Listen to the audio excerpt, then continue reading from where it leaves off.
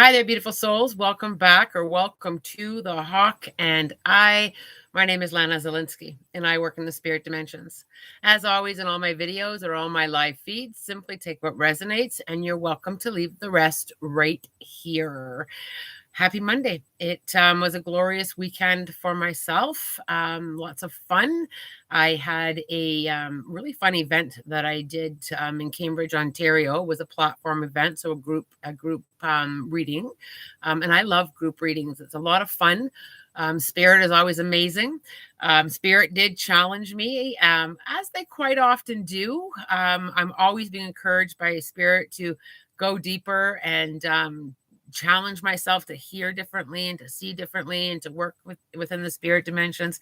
It's always growing and always changing. I spent yesterday just kind of processing the growth and the change. And I sat with spirit this morning, and growth and change came up as well during my meditation today on staying in that allowing with growth and change. Good morning to, or good day to all of you who are coming in. It's good to see you joining me here. Welcome, welcome. One thing that Spirit, kind of got me to sit in a little bit is the hard stuff in life. It's really easy to talk about love and light, and it's really easy to kind of lean into the spirituality and the easy parts. But what about those tough parts? What about the dark sides of ourselves? And I think that we sometimes forget that, or perhaps we push back a little bit, that when we're on a spiritual journey, that it always has to be all this love and light and lightness, and that if we're not in that space, and perhaps we're not spiritual, and that's not true. And I wanted to just kind of talk openly about that. Ellis, it's been really dark over here lately.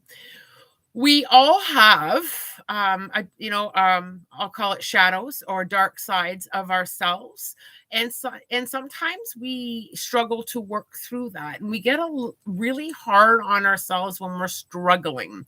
We're light on ourselves when things are going well, or when we are, what we perceive to be doing a good job, or if we're always in alignment. That part's easy, but what about the tough stuff? It takes a lot of courage to slow down and honestly take a look at some of those emotions that perhaps maybe we're avoiding, or perhaps that we're pushing down, or perhaps that we're, I'll use the word, perhaps that we're not really proud of. And when it comes to all that tough stuff and navigating through that learning, we need to kind of love ourselves the same way that we do through the easy stuff. We all kind of have a past. Well, for sure, we all have things in our backpack of life that have been a struggle, and at some point of time, those things kind of come up, don't they? They kind of reappear, or we feel them again, or we're navigating through it on what seems to be a forever basis, where we're always kind of working on that. And I think that when we blend ourselves with the easy stuff and the stuff that's really difficult to go through, we kind of pull in a different feeling about ourselves. We become really hard on ourselves when it comes to lack of or hard stuff. And I think that as we kind of work our way through the end of November, I think that many of us are going to be navigating through a little bit of that, through a little bit of that work, a little bit of the shadow work, a little bit of kind of blending that in with all of us. One thing that's really important is really working on getting out of your head and back in your heart. Because our head does tell us a lot of things, and some of it may be true, and some of it may be the story or the narrative that we've been kind of telling ourselves. And when we get into our heart and we kind of sit in that space and we kind of lean into the essence of who we are, we kind of navigate through some of that dark stuff a little bit differently. A little bit softer on ourselves. And Spirit has really been encouraging that message with me over the weekend, with getting back to softening that with Yes, it's tough, and I'm going through it the best that I can. I'm navigating it through the best way that I can, and kind of leaning in there while we're doing some of that healing work, or some of that, sifting and sorting through some of that parts of us that we are struggling with, out of our head and into our heart. Because when we sit in that space, we kind of love all of ourselves. We're kind of taught, or perhaps we've just kind of picked up along the way, that loving the good parts and loving, what is right, or what other people perceive within us, that's the only part that deserves our love and our attention and the love and light. And we don't bring forward and kind of love the other sides of ourselves as well, because we do have many different sides to us. We have many different processes that we go through, and we struggle with. Many people say this to me all the time. I've been working really hard on my spirituality, but I can't get over this, or I'm still struggling with this part of me, or I'm having a hard time letting go of this. And it doesn't mean that you're not spiritual. It doesn't mean that you're not doing it right, because people will say that to me. I don't think I'm meditating right because I'm still dealing with anxiety, or I'm still dealing with my depression. It comes with you on your spiritual journey. It's not about holding those different parts of you away. It's about loving all of them and bringing that love and that light that's within your heart into all those things that we do struggle with. Every single one of us is struggling with something that we're working through, and a lot of that is the experience that we've come here to learn. I'm really struggling to get back into my heart. Any suggestions on how to start back up after a really difficult time? My heart feels very closed and blocked. Thank you very much for sharing your journey here with us on the live. I am very grateful that you were open to share. Your heart, I'm just kind of feeling into what Spirit has to say about that. You may feel, you're feeling that their heart is closed and blocked, but you were open enough to share that. You were open enough to acknowledge that there's something going on there that needs healing, that needs that love, that needs that space. One thing that really helps is being able to tap in there and spend some time just sitting with you in that heart space. I sit with my hand on my heart at least once a day, and I kind of just feel there, just feel into it. And I sit in that heart space and I feel the essence of who I am. The experiences that we go through, affect us, but they're not the essence of who we are. We have experience that affect us, but deep in there is the essence of who you are, the source energy within you, the light that is within you. And I think part of working through, either if you're feeling closed or feeling blocked, what really helps is acknowledging, is that honest sit down with those emotions that we're struggling with.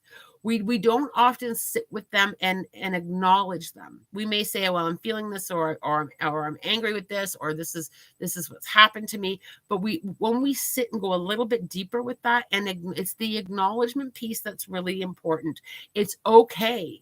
It's okay that we sometimes have feelings that aren't always of love and light. It's okay. And when we kind of lean into that, do you see how that softens it? It softens it. And when we soften how we're thinking about ourselves, and when we soften that, it helps us be able to be open enough to allow those feelings. We kind of bury and push, and we struggle with being honest with how we're feeling. One thing that I have no issue with is being honest with how I feel. I am aware of perhaps how I'm sharing it. I come back to my heart to share that how I'm feeling. This is how I'm feeling. This is what's upset me. This is the emotion. This is the story. And it just shifts it so that we're able to clear out what we're holding in there. What Spirit said was very, very loud and clear. It takes courage to slow down and honestly have a look at what those emotions are, and have we been avoiding them? Have we just been kind of not allowing ourselves to have that feeling? Just a lot of love, light, and blessings from the Netherlands. Thank you so much, Joy. I also really, really feel pushed to talk about how we judge those experiences, how hard we are on ourselves. We kind of lean into a lot of judgment. I have many clients say to me, I'm not good enough, or I don't know if I have the strength to, or I don't know how to even begin tapping into how I'm feeling, and kind of going through those layers, processing those layers and being able to kind of go back into them. It is a tough process to go through. It is. There's no denying that. And it when we deny, we kind of push that back down even deeper. And at some point that comes back up. It comes back up, and we kind of have that repeat pattern, or we kind of have that feeling of being stuck, or we struggle with that growing forward, because we have that tendency of pushing down, of pushing down, of pushing down. And I know that throughout my own journey of going through those layers and kind of sitting with those emotions and kind of allowing myself to process them and giving myself permission to feel them and to acknowledge that it's okay. And yeah, I can hear some of you. Well, it's not a nice feeling. It's not a nice feeling. No, it's not a nice feeling sometimes, and I think that we sometimes think that spirituality and always having that love and light and that positive energy, I think that sometimes we think that that's just going to make everything better. But if we haven't sat with how we're feeling and back into that heart space, we do continue with learning how to process, work through, and whether it be inserting forgiveness, or inserting understanding, or inserting compassion for ourselves. If we don't go back into that, it does keep coming up. Because sometimes the learning is the healing piece of it. It's the healing piece of it, with being able to bring that into ourselves and allow ourselves to have that space. I'm going to take a moment to go through some of your questions here. I do hope that my little chit chat this morning has brought you something to think about. If you're struggling with emotions or energy that you've been kind of holding on to, I hope that I was able to kind of give you a little bit of guidance on tapping into that. It feels so good to just have shared where I am. Thank you. I will definitely do this work and begin acknowledging my feelings. You're very welcome. And you know what? You hit something there, very powerful. It does help to share. It does help to share. Sometimes we may have a little bit of embarrassment or shame that we're struggling. Sometimes we do struggle with being able to speak our own truth. And I think that it does help to be able to share and say, hey, I'm struggling, or, this is what I'm going through, or this is what's come up for me. It does help. So you know what? I'm grateful that this was a safe space for you to share what you're going through. And I'm sending you lots of love and light and courage to navigate through that. So let's just take a look at some of these questions here. Camilla, my cat burnt his paws badly. I'm wondering if there's anything I can do from him spiritually on top of the veterinary care he's getting. I feel a lot of emotions with this cat. I almost feel like the cat's holding on to its own anger of not knowing. I should have known is what I'm really hearing. I should have known that this was going to burn me. What I would really do with this cat is I would just sit with the cat and just very gently petting the cat and send in the energy of healing with what you didn't know. You know how when something happens to one of us and we think, oh my goodness, I should have known better. That's kind of what I'm picking up with this cat, is that this cat sitting in that I should have known better. I have to take away that this isn't your fault. This was an accident. And I would kind of send that energy, just as you're petting the cat, just kind of send that energy. Animals receive our communication from heart-centered, and that's how they communicate. They're very heart-centered. So when anybody who wants to communicate with their animal or send any kind of message to their animal, just bring into your heart, speak from the heart, bring the feeling of this isn't your fault from your heart. And as you're petting the cat, giving the cat or giving the animal that feeling through touch. I'll also send some healing energy to the paws of this poor baby as well. Let's just see where we are here. Always tougher around the holidays too. Yes, Lotus, always tougher around the holidays. And I will be making an announcement about what I'm doing for December because I do have a plan. I am going to be showing up here in December with some holiday um, themed spiritual guidance to help a lot of people navigate through the holidays. So thank you for bringing that up, Lotus. Let me just see. I'm just going to go through and answer a couple questions about what I've talked about this morning, and I think I've done that. So let's see where else we need to go. Camilla, he's usually so careful with warm things. It truly feels like he forgot. That's exactly how I feel. But I feel like, again, like I said, he's kind of like blaming himself. I feel like I'm blaming myself. I should have known better. So I would just, like I said, just kind of tap into that. Are things about to change for the better for me, or are they about to get worse? That's what she said. Are things about to change for the better for me, or are they about to get worse? I'm just having a listen there. If you can just give me just a moment to have a listen. I do see a lot of light at your feet, and when I see a lot of light at someone's feet, that does mean that there's a lot of clearing. But one thing that I really would like you to just kind of work on is just kind of processing a little bit where you're at and kind of allowing yourself to let go, and without kind of just feeling into it, looking for the learning, acknowledging the lessons, and then giving yourself permission to put it down. For whatever reason, I just feel like you're carrying it with you, and I have to talk a little bit about navigating through the energy of worry.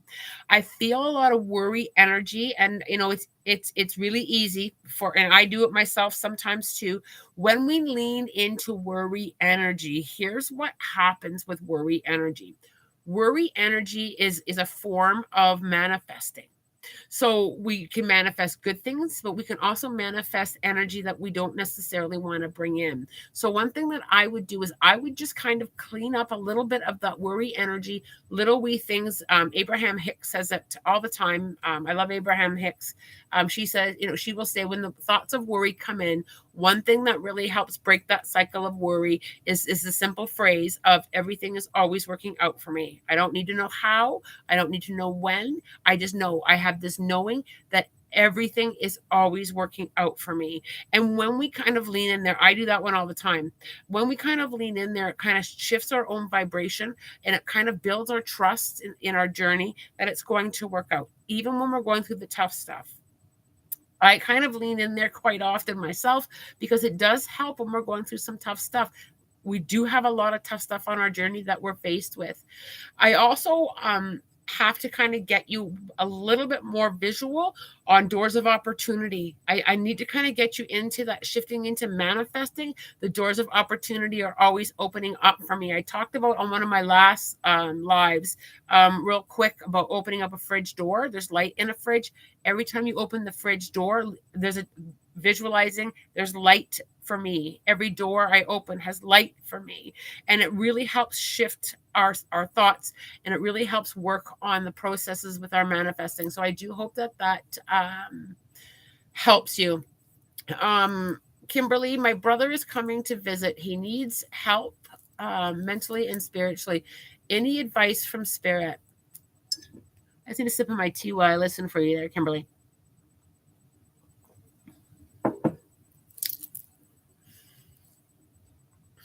Kimberly, one thing that I really feel that I kind of need to talk to you about is remember, we all journey together, but in our own lane. So one thing that I feel like a little bit of resistance with your brother. Like, I just feel like when I tap into him, I just get a little bit of pushback on giving him too much advice. I feel like little bits and pieces work really well. Spirit showing it to me in just like little breadcrumbs, but I need to kind of get you in your lane. So visualize yourself in your lane, driving your own little journey car, and him in his own lane, driving his journey car, and kind of giving him just little bits. I feel very overwhelmed when if I give him too much information, I also feel like sometimes he feel like he's being attacked. Like like you should do this or you should do that. I feel he takes that as a bit of a personal attack. I have to lean into more of kind of leading with a little bit of example and kind of planting those seeds and allowing him to water them on his own. I also feel that he's quite surrounded by some spirit guides. I also feel he has a new guide that has come. I don't know why I'm seeing it as 3 months ago. So I think that there's been a shift within him already. The last 3 months keeps coming up. So I don't know what it was about 3 months ago, but a new guide has kind of come to him. I also feel that he will respond really well with just those little planted seeds. I also feel that grounding for him will really help. Wherever you live, if you can find like a walking trail or some time down by a river or down by a lake, just kind of giving him an opportunity to just kind of breathe and kind of ground himself naturally. Sometimes when we spend some time grounding is a very powerful tool.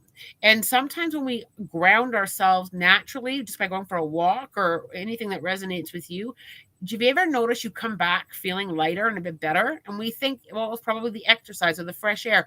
Yeah, that has a big piece in there, but we also naturally let go and soften our energy when we're out in nature. Nature has a natural ability to heal. I would try spending some time with him doing little things like that, just underneath the sky or just out walking and just allowing him to kind of breathe and feel and feel. And I think that he is going to navigate through a lot of what he's processing and a lot of what he's going through. I think he will do better from a very gentle approach rather than I think you should. And even though your intentions are 100% loving, I think he's going to give a lot of pushback if you go in with phrases like, I think you should do this, or why don't you try that? Yeah, I hope that helps you, Kimberly. Hi there, Wesley. I see you coming in. Thank you for joining us. What she said, thank you, Lana, but I was hoping for a little more clarity to let the path I'm on mender, or is it time to fork off?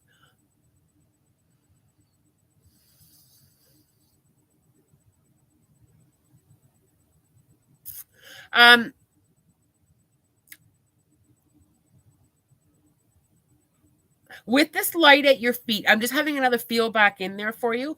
I think that there's going to be a bit of a change in direction. I do, but I need to get you into the allowing phase. I'm not quite convinced that the path that you're on is coming to that end. I think it's just going to go in a different direction. I know that's what she said. I know that kind of sounds like a little bit, well, there's not really an answer there. I feel like you need to allow. I think you need to kind of allow that light to guide you where you need to go. And I think that you're going to navigate through that very easily. I don't feel a lot of resistance there with you. I think it's just going to be that light's going to guide you. I also feel that your intuition and your inner knowing is going to be a big part of that. Lean into that and trust that. I just don't feel that it's going to come to an abrupt end and all of a sudden you're going this way. It feels more like this for me.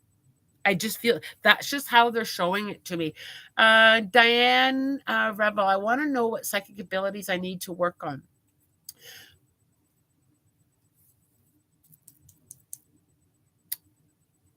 Diane, I'm really pulled to your intuitive muscle. I feel like there's a real strong knowing that you have a lot of knowing. And to be really fair, we all do. We all have, I'll use the word psychic abilities, or connected. We're all connected to the spirit dimensions. And I feel that with growth and tuning in, I just keep seeing the dial in front of you, Diane, with just tuning in a little bit more and a little bit more into that trust and into that intuitive muscle.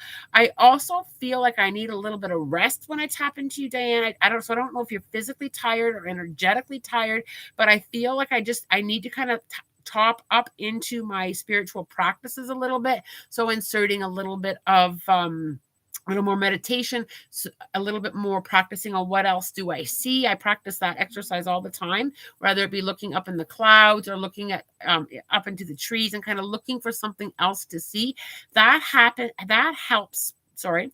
that exercise helps with our visual, with being visual with seeing spirit. So it helps with visualization as well. If you want to work on visualizing, I keep getting pushed to help you work on visualizing. So practicing what else do I see in any kind of shape or any kind, like I said, clouds or out in the forest. I will often look at a tree, at the bark, and see if there's anything else there that I can see. Oh, there's a little face, or there's this shape. I kind of need to kind of push you a little bit more into allowing your imagination to become very playful, Diane. I feel that it's time to just allow yourself to be playful with it. Nisa, I've been having major anxiety lately. Any advice from spirit?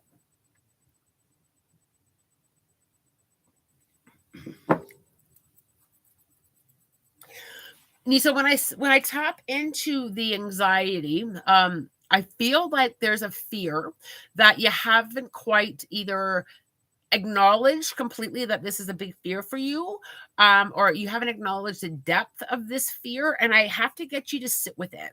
I have to get you to kind of not feed the fear, and because when we feed our fears, we do feel that increase in anxiety, and we do kind of have that panic feeling.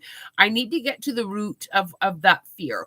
What has you so fearful? And perhaps you have an answer instantly, but perhaps you need to kind of sit and go a little bit deeper into that as to what exactly has me so fearful. I also, Nisa, have to lean in there with an exercise of putting it down. So writing out perhaps what you're fearful of. I usually will write it down, and then what I'll do is I will carry it around for a little bit. This is a really good exercise for anybody. I'm just going to use a piece of selenite to represent a fear. So whatever fear I have, I'm going to write it down. I will walk around with it for quite a while. I'll either take it out for a walk, or I'll walk around my house with it.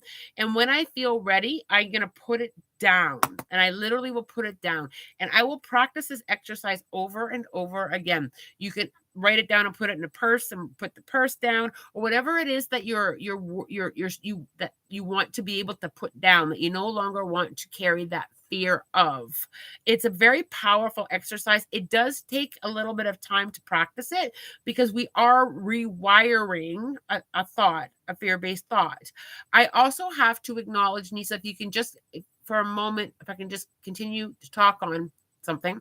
Sometimes our fears are valid, right? So let's say I'm going through something. I have to acknowledge the fear. So let's say I'm going through something. Let's say I'm worried about a loved one who may be having a health struggle. And that's, the fear of losing them, or the fear of what's going to happen, needs to be acknowledged as well. I am afraid of that. This might happen. I am afraid.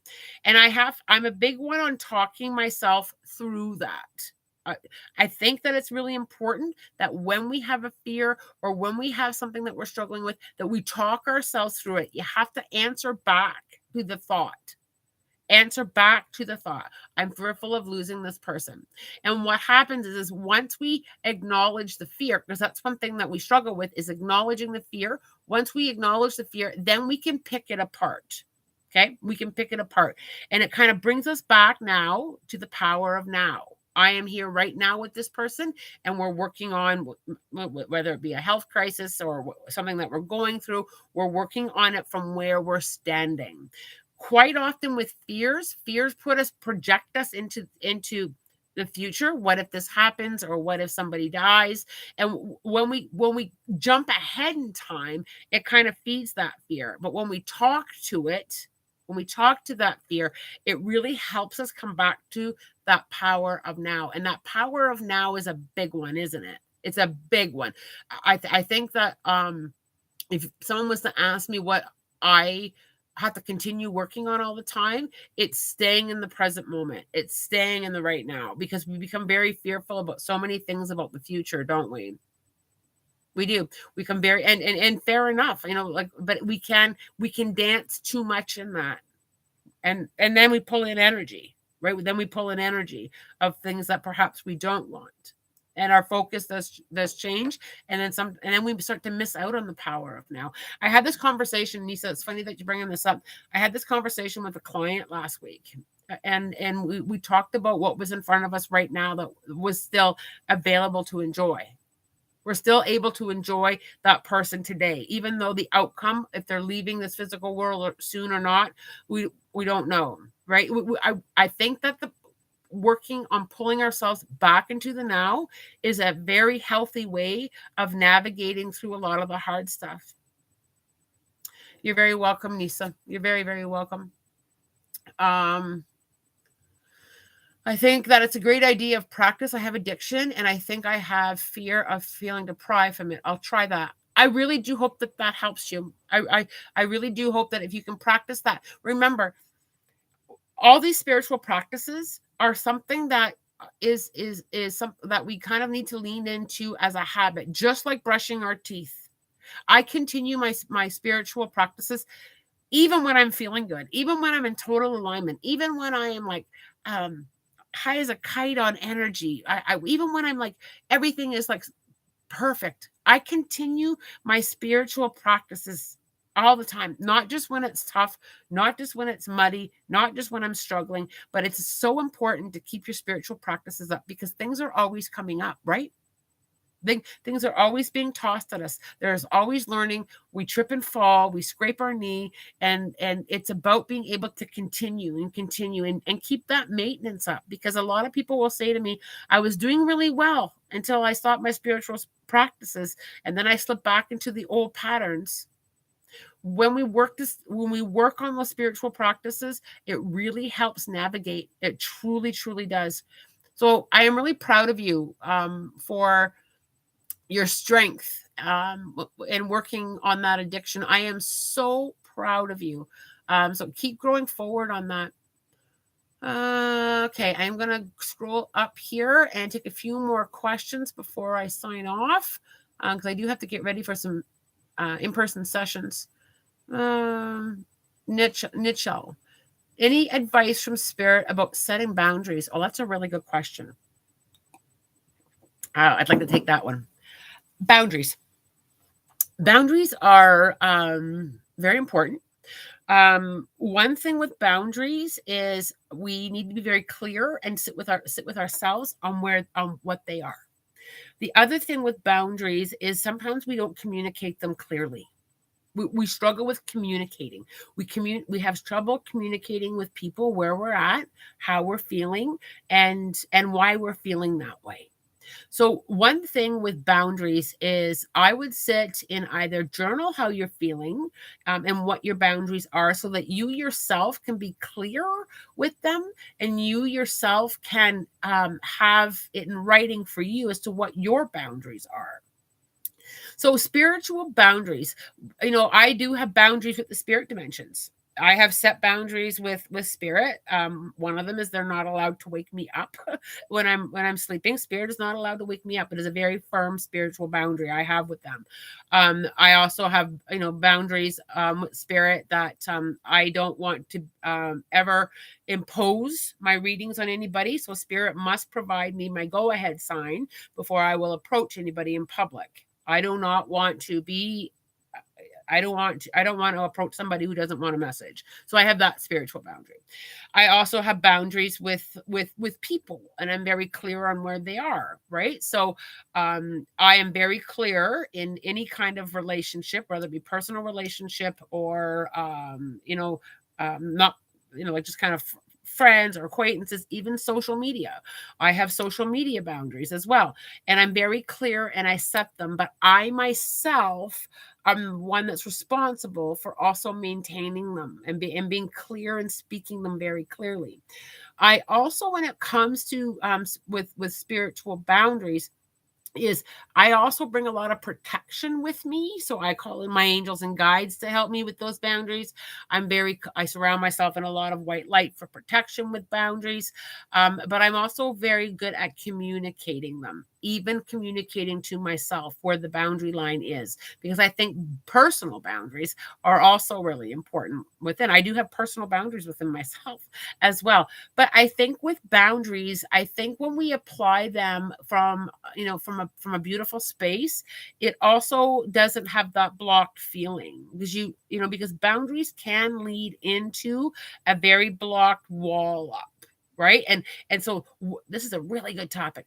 So with those boundaries, just kind of be very clear on how you're setting them, but also be very clear that you're not completely blocking, right? So because of that, I've been there. I've put really, really tight boundaries, but what happened was I got too caught up in them and I literally blocked myself off.